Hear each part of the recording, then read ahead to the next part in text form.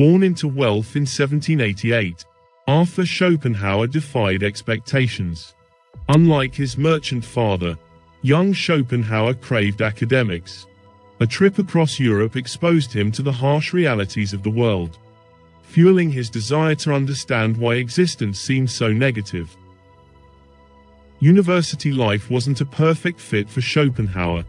He found traditional philosophy dry and irrelevant to real concerns. So, he struck out on his own, publishing his defining works by the age of 30. On the fourfold root of the principle of sufficient reason, 1813, laid the groundwork for his philosophy. While the world as will and representation, 1819, became his masterpiece, outlining his entire philosophical system. Despite these groundbreaking works, Schopenhauer faced initial obscurity. He struggled as a lecturer and translator, finding success only in his 50s. But what exactly were his ideas that caused such a stir? Schopenhauer built heavily on the work of Immanuel Kant. He argued that the world we experience is not a true reflection of reality, but rather a mental representation created by our senses. We can't directly access the true nature of things outside our minds. But beyond this mental experience lies a single, powerful force driving all of existence: the will to live.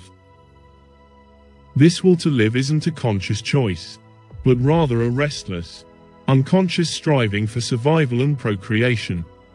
It operates through everything in the world, from the movement of planets to the beating of our hearts.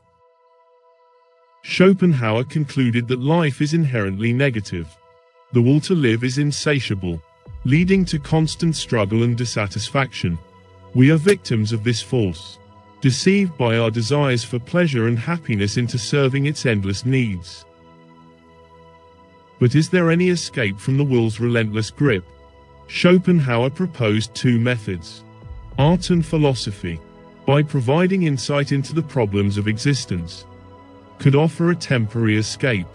Art, in particular, could provide a transcendent experience that offered relief and comfort. Philosophy, on the other hand, could help us understand the nature of the will and how it operates.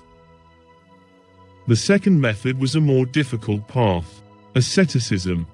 By denying unnecessary desires and minimizing self-indulgence, we could weaken the will's hold on us. However, Schopenhauer recognized that this path wouldn't be easy for most people.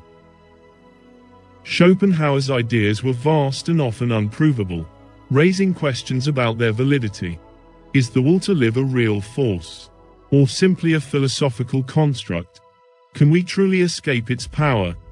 These questions continue to be debated by philosophers today. Despite his dark and pessimistic outlook, Schopenhauer influenced a wide range of thinkers, artists, and writers. Artists like Richard Wagner and Gustav Mahler found inspiration in his ideas.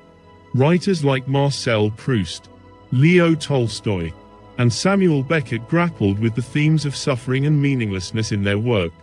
Even thinkers like Friedrich Nietzsche, Sigmund Freud, and Ludwig Wittgenstein felt the impact of Schopenhauer's philosophy. Schopenhauer was a pioneer in questioning life's meaning in a philosophical way. He opened doors for other thinkers to address the anxieties of a world where traditional religious beliefs were fading. While some find his work bleak and depressing, others find comfort in the validation of their own suffering and the suggestion that there may be answers to be found within ourselves.